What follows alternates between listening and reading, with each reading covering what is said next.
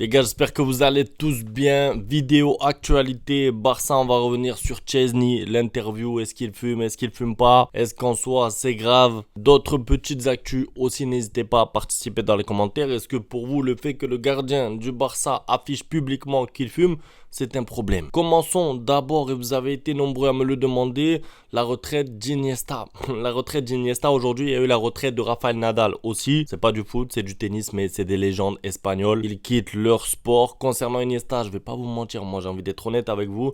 J'avais l'impression qu'il était déjà à la retraite parce que je regardais plus ses matchs et parce que quand il est parti du Barça pour jouer là-bas en Chine, j'ai pas vu un seul match d'Iniesta. Je voyais des petites actions passer de temps en temps sur YouTube ou sur Twitter, mais pour moi c'était clairement une pré-retraite. C'est un joueur qui a marqué mon adolescence, donc évidemment ça me fait quelque chose. Pour ceux qui suivent le Barça comme moi depuis 2008, 2009, 2010, vous connaissez le Iniesta Prime. Ce qui m'a fait plaisir, c'est que le monde du football entier a rendu hommage à Iniesta. Ça veut dire que même le Real Madrid a fait un communiqué, même des sportifs qui n'ont rien à voir avec le foot, en fait, on se rend tous compte de la grandeur d'Iniesta. Maintenant, il y a une fin à tout, encore plus dans le sport, dans le foot, ça va vite. Normalement, on finit même plus tôt sa carrière. Joueur incroyable qui, sur une action à Chelsea, a peut-être changé le Barça pour de nombreuses années. On parle bien sûr de son but en fin de match là-bas à Chelsea. Allez, on commence avec Chesney qui a dit: j'étais à l'Euro, j'étais encore à l'entraînement à la Juventus jusqu'en août, donc j'étais qu'un court retraité. Ça, c'est très intéressant et je comprends donc pourquoi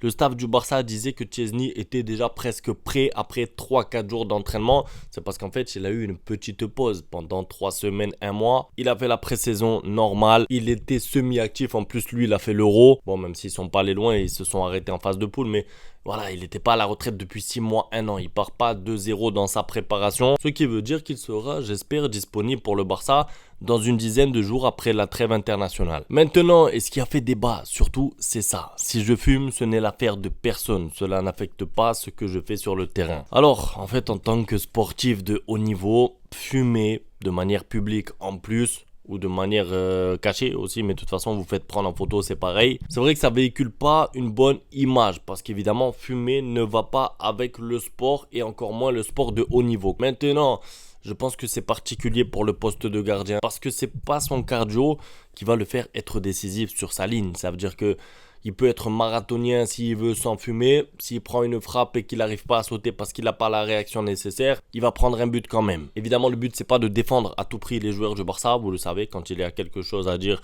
de négatif, même sur un joueur de notre club, je le dis. Mais là, j'estime que c'est un gardien qui a fait toute sa carrière en plus en fumant parce que il a dit ensuite, c'est pas nouveau, il fume pas depuis 6 mois. Ça veut dire que il fumait déjà pendant toute sa carrière. Ça l'a pas empêché d'être un bon gardien. Je dis pas un très grand gardien parce que il y a quand même une différence entre les top gardiens et lui, mais il a réussi à avoir une bonne carrière en jouant dans un top club à la Juventus. Vous imaginez bien que la Juventus pendant des années savait que Chesney fumait, c'est-à-dire que si les paparazzi savaient, si tout le monde savait, même dans son entourage, malgré le fait qu'il se cache, doutez bien que dans le vestiaire, ses entraîneurs, ses présidents et tout le savaient. Maintenant, est-ce que ça l'a empêché d'avoir un niveau correct, convenable ou bon ou ce que vous voulez pendant des années? Non. Donc c'est ça qu'on doit retenir. Et surtout les gars, il faut retenir quelque chose, et que Chesney vient aider le Barça. C'est clairement le mot parce qu'avec le salaire qu'il a, il a rien coûté. Je pense que le Barça et nous aussi en tant que fans, on ne pourra pas se permettre d'être super exigeants. C'est pas comme si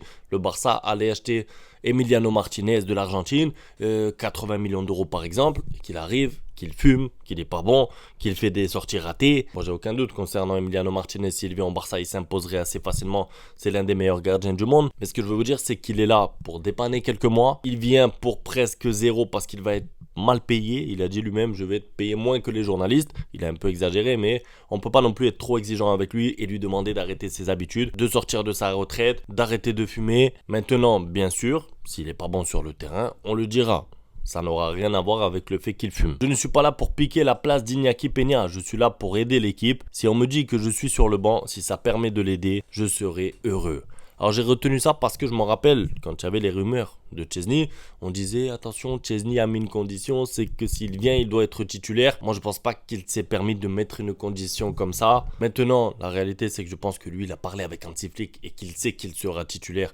Sinon, il sortirait pas de sa retraite. Il y aura des matchs de Coupe du Roi. Iñaki Peña pourra jouer quelques matchs. Mais je pense que le but, quand même, quand tu sors un gardien de la retraite, quand tu ramènes un gardien expérimenté comme Szczęsny, c'est évidemment lui donner du temps de jeu. Et pour le poste de gardien, tu peux pas te permettre de faire un match l'un, un match l'autre. Sauf si tu as Claudio Bravo et Ter Stegen comme en 2014-2015. Sauf si tu as, j'ai oublié leur nom, Keylor Navas et Donnarumma comme l'ont eu le PSG une année. Mais ça pose souvent des problèmes. C'est toujours intéressant d'avoir un gardien fixe. Au passage, puisqu'on parle de Szczęsny, j'aimerais rajouter quelque chose. J'ai vu une compilation passer sur Twitter où on voit que des erreurs de Szczęsny et où quelqu'un a dit à quoi ça sert d'aller prendre Szczęsny alors qu'il fait autant d'erreurs que Peña ou Ter Stegen. Moi, j'ai envie de vous dire, pour tous les gardiens du monde, vous pouvez faire une compilation comme ça. Ça veut dire que même Neuer, vous prenez les pires moments de sa carrière, vous faites une vidéo de 6 minutes et vous pouvez me dire que ça a été l'un des plus mauvais gardiens de la décennie. Donc on peut faire ça pour tous les joueurs et encore plus pour les gardiens.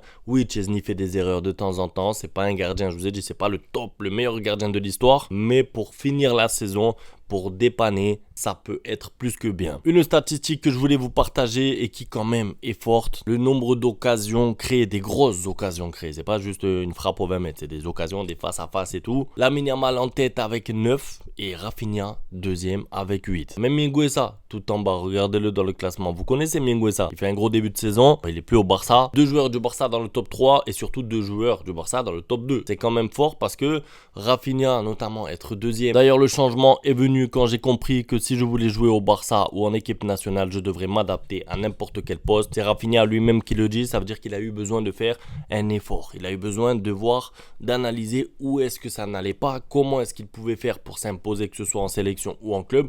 Et il est en train de réussir. Après, c'est vrai qu'il est un peu trimballé de temps en temps, le pauvre, à gauche, au milieu, à droite et tout. Mais lui, ça lui va comme ça et ça le motive en fait. En sélection, c'est pareil, on connaît pas trop son rôle. Il a fait une grosse Copa América, ensuite il n'était pas convoqué le mois dernier. Là, il est convoqué ce mois-ci. C'est un petit peu particulier sa situation, mais il a l'air de bien s'en sortir comme ça. Maintenant, concernant Gavi, Gavi ne ressent aucune douleur ni inconfort et a joué au top aujourd'hui, donc c'était hier, lors du match d'entraînement et souhaite participer contre Séville. De la part des dirigeants du club, la sagesse est préférable et ils ne prendront pas la décision maintenant. Leur date préférée pour son retour est le match contre l'Espagnol Barcelone le 3 novembre. Le 3 novembre, bon, c'est dans presque un mois. Je me demande est-ce que c'est nécessaire maintenant que le joueur est prêt depuis un mois d'attendre aussi longtemps? Est-ce que c'est pas mieux de le faire entrer 8 minutes, 12 minutes par-ci, 15 minutes par-là, vraiment progressif, si lui s'estime prêt, si les médecins aussi estimaient qu'il n'avait plus d'inconfort, parce que là en fait attendre pour attendre, ça n'a pas d'intérêt. Après c'est les médecins, c'est eux les professionnels, s'ils voient que vraiment c'est important d'attendre, il faudra de la sagesse et de la patience,